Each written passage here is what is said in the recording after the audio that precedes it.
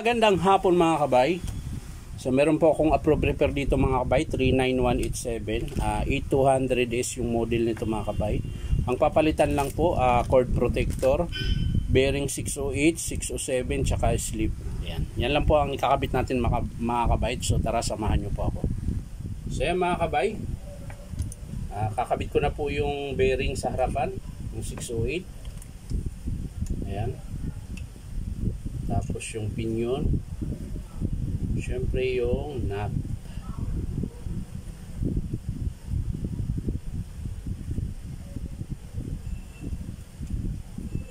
Ayan. Tapos hihigpitan natin mga kabay ng maigi at baka kumalas. Tapos sunod yung 607. So yan mga kabay, nakalas ko na po yung lumang 607. Ayan, sira na po. So ikakabit po natin yung bago. Ayan. Pipress ko lang mga kabay.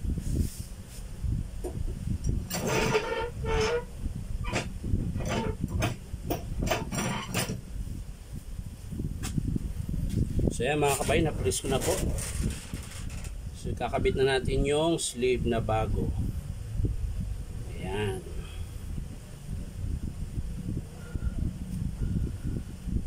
Tapos syempre ilalagay na po natin dito. Ayan.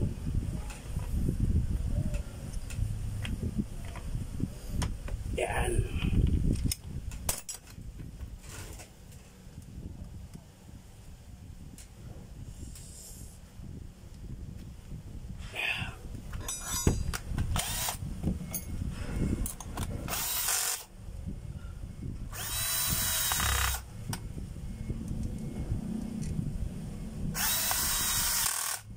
Yun, sumabit ah.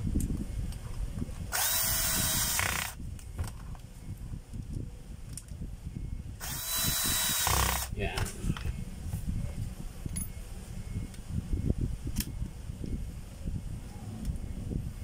Kabit natin yung carbon na luma mga kabay. Dahil hindi ko na po siya sinama sa estimate dahil lagpas pa po siya sa kalahati.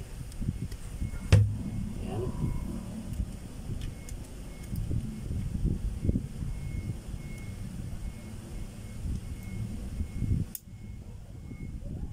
Lagpas sa kalahati.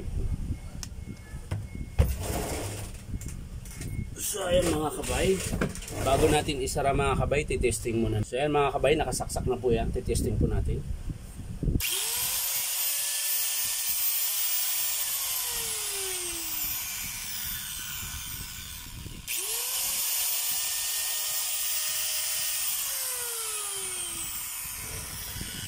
So ayan mga kabay, isasara na po natin. Ayan, napalitan ko na rin po naayos ko na rin po yung cord nya. So hindi na siya ganun kapangit tingnan.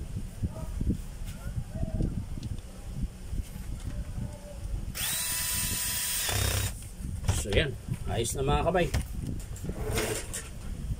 So yan lang po ang pinalitan natin mga kabay. 3 peraso lang po na parts.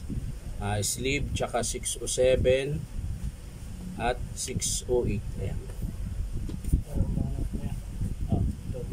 Long nose. Saan ba yun? Ayun. So yan lang mga kabay. Maraming salamat sa panonood at palike and share na rin po. At syempre subscribe po ito aking YouTube account na Inom Tabay. So maraming salamat mga kabay. Bye bye.